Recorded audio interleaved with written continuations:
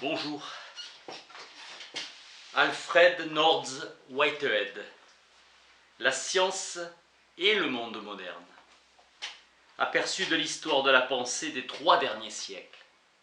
Expose le concept d'une métaphysique unique. Whitehead est pionnier dans les secteurs scientifiques, spirituels et sociaux. Pour éviter les désastres, nous devons apprendre à maîtriser le rythme nouveau du progrès. C'est un philosophe cohérent qui mettait ses préceptes en pratique. La philosophie doit harmoniser, refaçonner et justifier des intuitions divergentes. Dans le matérialisme déterministe, chaque électron, chaque atome et chaque molécule court aveuglément. Whitehead objecte: des entités ne courent pas aveuglément, mais sont influencées par le contexte dans lequel elles évoluent. Ce contexte est fourni par le reste de l'univers.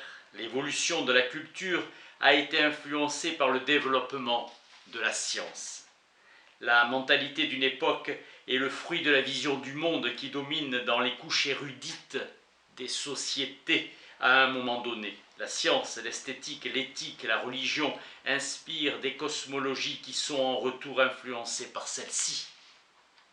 La philosophie a pour tâche l'étude critique des cosmologies et doit insister sur l'investigation des idées ultimes. Elle doit expliquer, dynamiser un processus qui autrement serait pratiqué de façon inconsciente sans vérification rationnelle. La philosophie est l'architecte des constructions de l'esprit, mais aussi leur destructeur. Le spirituel précède le matériel. La philosophie œuvre avec lenteur. Des idées sommeillent pendant des siècles et tout à coup l'humanité constate qu'elles sont dans ses institutions. Le XVIe siècle a vu l'éclatement du christianisme et l'avènement de la science moderne. Des horizons s'ouvraient, des nouveaux mondes et des nouvelles idées. Giordano Bruno en fut le martyr et souffrit de la liberté de penser. Son décès en l'an 1600 ouvre la porte à la science moderne. La persécution de Galilée avec cette nouvelle conception du monde qui constitue le bouleversement le plus profond qu'avait connu l'esprit humain. Éclosion rapide de la science qui se raffermit. Des hommes pratiques s'attaquent aux faits irréductibles et obstinés. La science moderne est née en Europe, mais sa sphère d'influence s'étend au monde entier. À la fin du Moyen-Âge, une nouvelle mentalité a vu le jour. L'invention stimulait la pensée et cela a accéléré la spéculation physique. Les manuscrits grecs révélaient les découvertes des anciens. En l'an 1500, le savoir européen était inférieur à celui d'Archimède, mort en moins de 112. Mais en 1700, Newton avait écrit ses Principia et le monde franchissait le seuil de l'ère moderne. Le génie grec était philosophique, lucide et logique. Toute philosophie est imprégnée par un fond imaginatif secret. Galilée s'interrogea sur le comment des choses. La législation romaine était l'enfant de la philosophie. L'anarchie accentua le besoin d'un système cohérent et stimula en Europe le besoin d'une vision intellectuelle et d'une société des nations. La science est le fruit d'une foi instinctive et d'un intérêt actif pour les phénomènes de la vie en tant que tels. La codification de la loi romaine établit l'idéal de l'égalité qui domina la pensée sociologique en Europe pendant les siècles suivants. Constantinople avait atteint une qualité d'achèvement qui stimula la culture occidentale. La science moderne est aussi redevable à Rome qu'à la Grèce. Le contact entre les monastères s'exprime dans les arts. Accroissement des richesses et des loisirs, développement des universités, invention de l'imprimerie, Christophe Colomb, le télescope marquent l'avènement de la science. Et Copernic, Vasco da Gama. Les semences étaient là. Cri de Olivier Cromwell qui conjure par les entrailles du Christ de songer que vous êtes peut-être dans l'erreur. La science des mathématiques pures est la création la plus originale de l'esprit humain. La musique aussi, notion éloignée de la perception sensorielle. Le point capital des mathématiques est qu'elles ne s'appuient sur l'existence d'aucun élément particulier. Domaine de l'abstraction complète et absolue. Illusion qui a troublé la philosophie. La certitude des mathématiques dépend de sa totale généralité abstraite. Examiner le raisonnement contre l'illogisme. Une infime erreur fait la différence. À l'épreuve du temps, une erreur fortuite et négligeable. Le danger majeur consiste à introduire une condition excès de postulats abstraits. Le raisonnement va de l'échantillon au tout, induction. Le latin et le grec étaient des langues flexionnelles qui exprimaient un complexe d'idées non analysées par simple modification d'un mot. L'anglais utilise des prépositions et des auxiliaires pour mettre en exergue un ensemble d'idées à exprimer. En mathématiques, l'exercice de la raison logique est toujours concerné par des conditions générales absolues. Pythagore, 6e siècle avant Jésus-Christ, a insisté sur la nécessité de la plus grande généralité dans le raisonnement et a compris la valeur du nombre dans la construction de toute représentation dans l'ordre de la nature. Pythagore a enseigné que les entités mathématiques étaient les éléments ultimes constituant les entités réelles perçues par nos sens. Importance du nombre dans le concept de la constitution de la nature divine. Le monde des idées platoniciens est la forme raffinée, révisée de la doctrine pythagoricienne selon laquelle les nombres se trouvent à la base du monde réel. La classification est nécessaire. En 2000 ans, le progrès a suivi la voie de la technicité. Les mathématiques exercent une influence capitale dans la formation des idées philosophiques. Descartes, Spinoza et Leibniz. Les mathématiques ont gagné en généralité et en accumulation des subtilités. La notation arabe a fourni à la science l'outil presque parfait pour manipuler les nombres. L'algèbre entre en scène. Or, l'algèbre est une généralisation de l'arithmétique. Les lettres remplacent les nombres. La conception idéale est une généralisation large. Ainsi, l'ordre de la nature se trouve reflété dans la forme des lois de la nature exprimées mathématiquement, approchant l'observation de la nature. Descartes, Huygens, Newton ont produit des formules. La théorie de la périodicité a pris une place fondamentale en science au XVIe et XVIIe siècle avec Kepler. Les abstractions extrêmes sont les vrais outils nous permettant de contrôler nos notions de faits concrets. Éclipse des mathématiques au XIXe siècle. L'excitation majeure fut Darwin et sa théorie de l'évolution. Développement de la dynamique et de la physique en ingénierie et chimie. Pythagore a découvert l'importance des abstractions. Il découvra la philosophie et les mathématiques et sut pénétrer la nature la plus intime des choses. Avec Bacon, l'induction devint méthodique et gagna en importance. Il fonda tout savoir utile sur l'inférence d'occasions particulières du passé à des occasions particulières du futur. La science devenait quantitative. Rechercher des éléments mesurables parmi les phénomènes, puis des relations entre ces mesures de quantité physique. La conception newtonienne fut un triomphe avec la loi de la gravitation. Newton naît quand Galilée disparaît. La découverte de Galilée est formulée par Newton dans sa première loi du mouvement. Tout corps persévère en son état de repos ou de mouvement rectiligne uniforme, sauf si des forces imprimées le contraignent d'en changer.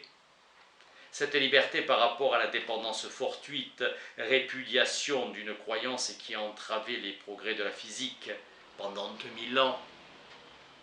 Galilée concentre son attention sur l'ampleur de l'accélération et sur sa direction. Aristote concevait les forces quantitativement mesurables en fonction de la vitesse maintenue. Kepler recherche les forces tangentielles poussant les planètes de l'avant. Newton recherche des forces radiales modifiant les directions des mouvements planétaires. À la question des penseurs ioniens, de quoi est fait le monde ? Le monde est une succession de configurations instantanées de matière. les grandes forces de la nature, telles que la gravitation, étaient entièrement déterminées par les configurations des masses. Descartes, Girard Desargues et Pascal inaugurent la période moderne de la géométrie. Fermat a posé les fondements de l'analyse moderne. Newton et Leibniz avaient créé le calcul différentiel. Le physicien mathématique était apparu et allait dominer le siècle suivant. La matière se présente dans sa localisation dans l'espace et dans le temps. Le Moyen-Âge était obsédé par le désir de rationaliser l'infini. Période de la foi fondée sur la raison, puis de la raison fondée sur la foi.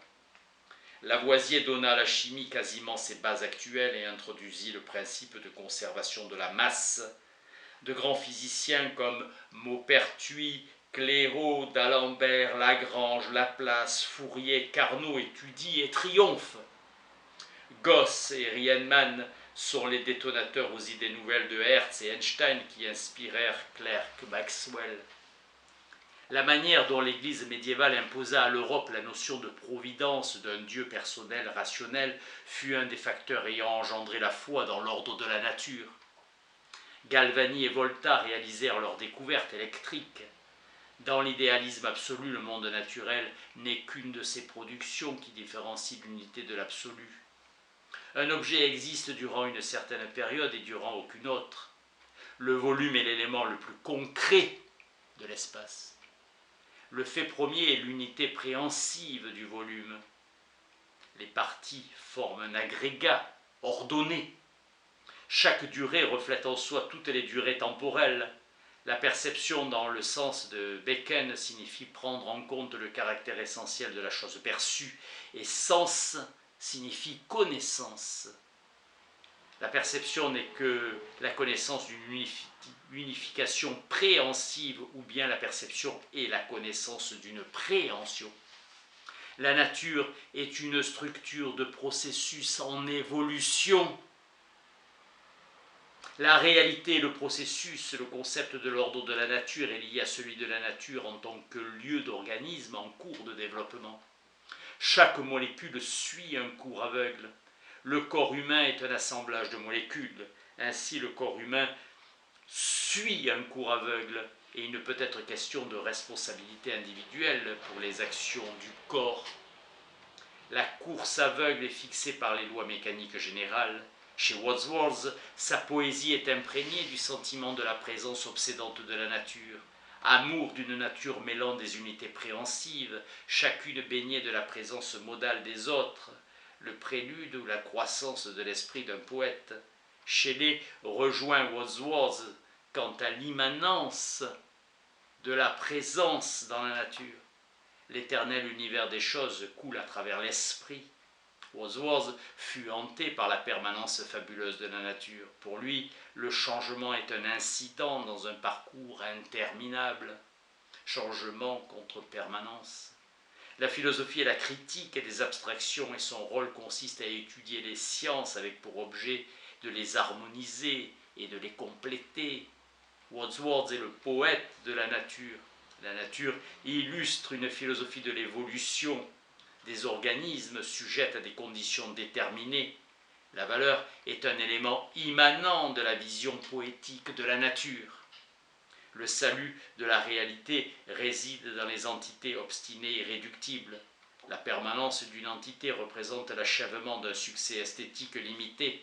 La poésie naturelle romantique fut une protestation en faveur de la vision organique de la nature. Le mouvement romantique se manifeste par la renaissance religieuse, les arts et les aspirations politiques. La Révolution française fut le premier enfant du romantisme, tel que l'avait illustré Rousseau. James Watt obtient le brevet de sa machine à vapeur en 1769. Le processus de changement fut lent, inconscient et imprévu. Au XIXe, il fut rapide, conscient et attendu. C'est la méthode d'invention qui ébranla les fondements de l'ancienne civilisation. Tout le changement tient à la nouvelle information scientifique. En Angleterre débuta la révolution industrielle. Les prouesses d'érudition des Allemands firent l'admiration du monde entier. transition de l'amateurisme au professionnalisme, le changement de vitesse équivaut à une différence de qualité. La théorie ondulatoire de la lumière s'imposa grâce à Thomas Young et à Fresnel.